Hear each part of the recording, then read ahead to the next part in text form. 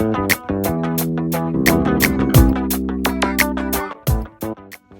everyone, it's Medina from the Clarinet Life, and I'd like to introduce to you Kroepsch, 416 Progressive Studies. I'm always trying to find new ways to practice and new ways to help my technique and help my tone. And one of the things that I like to do is I like to either review etude books or technique books that I've used in the past, or I like to check out new etude books. So my focus is on Kroepsch 416 studies, and what's cool about these studies is, first of all, it does come in 4 books. They are in every key, I believe major and minor, and the whole point of doing these exercises is to kind of focus on building our technique from interval to interval to finger speed, all that sort of stuff. So what I'm going to be doing is taking a look at some of the exercises and showing you how I use them to focus on my technique, how to improve your practicing, and it can also help rejuvenate a practice routine that you might have been doing for a really long time and you're just looking for something new to do. I'm going to start with book 1. Book 1 has been loved very much. As a matter of fact, the cover is gone. The cover looks, I believe, very similar to this. White cover, blue, maybe blue hands with clarinets. Anyway, this is revised by Belizon. And I'm going to show you like the first page so you can kind of get an idea of what you're getting yourself into. This is right here. And you notice first key, the P, I like to call it the people's key, C major. And as you notice, it progressively gets more challenging. All right, so, ta-da, a metronome. This is the metronome tuner, this is the chord. I think this is the older version. But anyway, one of the reasons why I'm bringing this up is it's really important to use a metronome when you're practicing. Even though you might have some extra time in the day, doesn't matter. Always treat time like it is a, how can I say this? Like it's a scarce resource, because time is something you never get back, right? So always use a metronome because you want to make sure that you're also being efficient and using your time wisely. I find that when I use the metronome, the techniques and things that I'm working on sticks more. So I strongly urge you to use a metronome every single time you practice. I know what you're thinking. I know what you're probably going to say. You'll say, oh, I have a metronome app, like on my phone. Well, I think that that's great, and I do have one as well. However, I will say every musician needs to have a handheld metronome and tuner, because the phone, as much as I love it, can be very distracting, and we need as little distraction as possible. So all my exercises that I do and when I practice, I use a handheld metronome. The only time I do use the app is if I don't have it with me, and that's a different story, right? Because using the metronome and tuner is really important. But I will say this, if you have a handheld one, it's going to pull you away from those distractions and you're going to get more work done. I had to put that disclosure on there. Okay, so let's get started. I'm on book 1. I'm going to start in C major. We're going to start with number 1. That's the first one right here. Okay, and the way I like to do it is, number 1, I pick a tempo that's appropriate. I say go slower in the beginning, and then you progress from there. So I'm gonna pick quarter note equals 50 for right now. I like to do what I call 1s, 2s, 3s, 4s, okay? And the reason why I do that, I'm gonna cut the metronome off real quick so you can hear me. The reason why I do that is, if you notice, the fastest division we have are 16ths, right? We're in common time, 4 beats per measure, right? Quarter note gets the beat, and we see that the fastest division is the 16th, and if you play it as written, you will be playing straight 16th notes. So that will be the last part of my practicing. So I will first do 1s, which is all quarter notes, Then I'll do twos, which are all eighth notes, threes, all triplets, and fours, which in this case is as written. Now, here's one disclosure I have to say. When you do the ones, it might be a little excruciating. So if you feel that doing the ones is a little too much, meaning playing every single one of these notes like a quarter note, I totally get it. Then start with twos, meaning eighth notes. You're playing every single note as an eighth note as opposed to the 16th that you see here. However, if you find that your sound is not clear or your fingers are not moving properly, then you have two options. Number one, you go back to the ones, or number two, you slow down your tempo. All right, so I'm gonna play this for you so you can get a chance to experience how I approach the Kroepsch.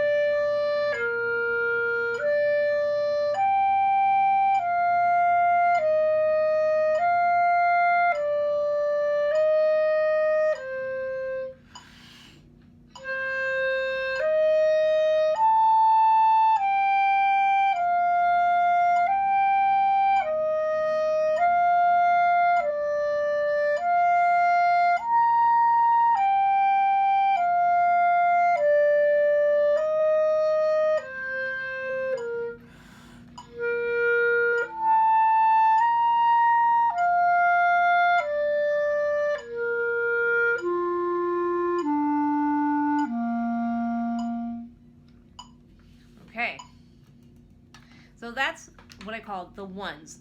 Every single note is being played as a quarter note. A couple of other additional things.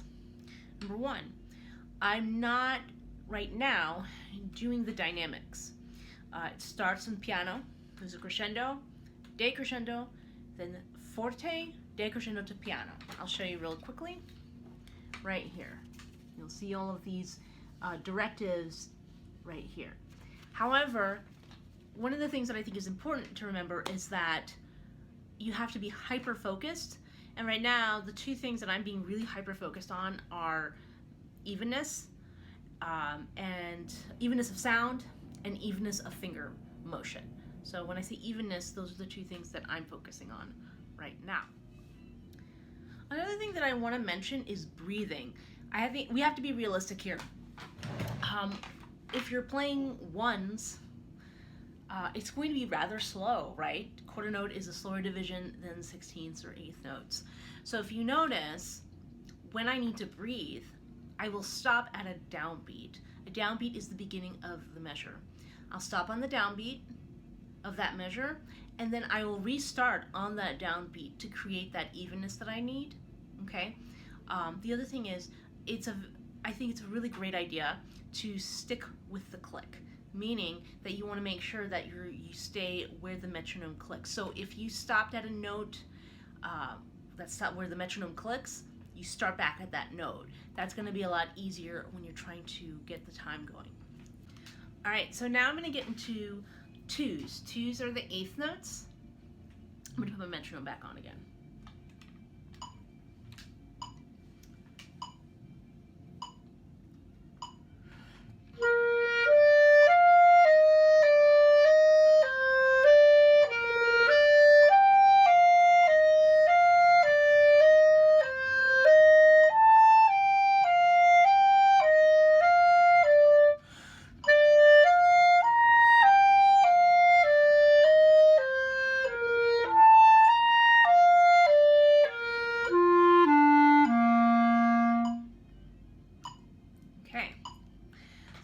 I'm going to add to this.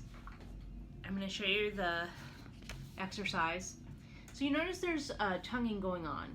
I'm not doing that. I am slurring everything. Again, I want to be super hyper focused, so I'm not going to add any additional things like the tongue or, as I said before, dynamics. So I'm being very, very focused. Another thing that I want to point out, and I talked to you about breathing before, was this time where I needed to take a breath was the third beat over here. And so I just want to remind you that when you need to breathe, you don't have to stop only in the beginning of the measure. You just need to stop where you have a click, so you can stay with the metronome. So I do want to point that out. Maybe I wasn't clear at the first time I mentioned that. Okay, so we did ones, we've done the twos, and now we're going to do the threes.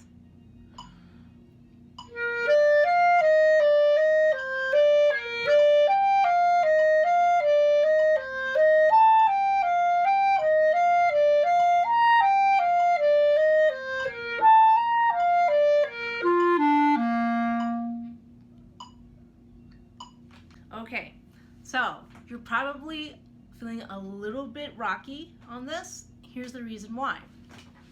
I'll show you the music once more. If you notice, we are in groups of 4. What I mean by that is 4/16 notes, right? Quarter note gets a beat, we have 4/16 notes, right? So that's our grouping. 3s against 4s, right? It's not the same, right? We have odd versus even. So what you probably have experienced was, when you did the 2s, it was way easier than the 3s. Not necessarily because of the tempo, but because of where the click is going.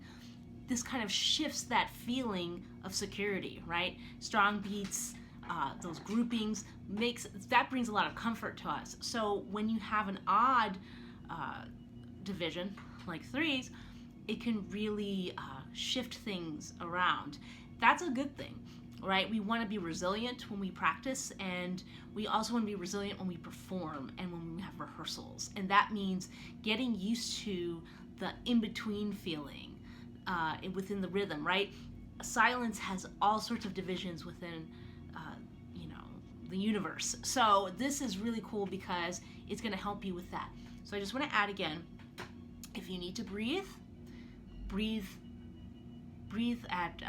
and start at a click. Okay, even though you're like, wait a second, I should be right here, you might be on the 2nd 16th. That might be where your new click is. That's totally cool. That's the way it should be. It'll always feel uneven. You will get it.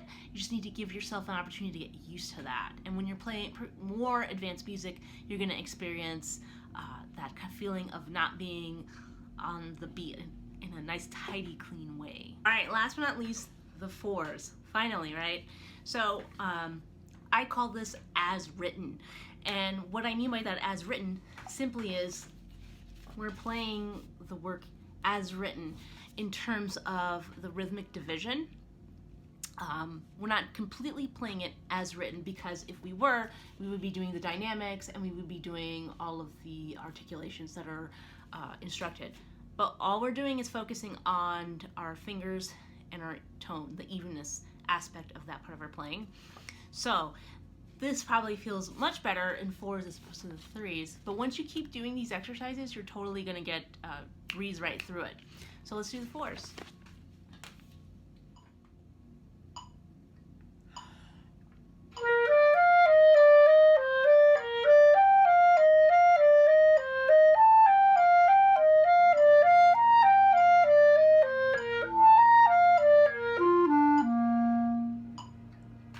Okay, so if you notice, there's a repeat on this section. I'll show it to you right here, right here. So when you get to your as written section, you can totally do the repeat. That's great. It's up to you. I guess it depends on how much time you have. But I think that this is one great way to add some new aspects to your practicing. And you could do 2 a day, you can do 1 a day. I think it's great because it adds kind of a little bit of extra spice to maybe a daily routine that you've done for many months. Check it out. As you notice, it does get progressively harder. What I will say is, when you get to these 8s, when you get to these areas, your tempo is going to be slower. It's not going to be necessarily the same tempo as one of the easier ones, like number 1. That is totally fine, right? So you might be doing quarter note equals 30 in some of these exercises. That's fine, because as written, they're 30-second notes, right? So those are things that you want to consider. So I want you to take a look at the Kroepsch and let me know how it goes. This is a great book. give it a shot, and thanks for watching.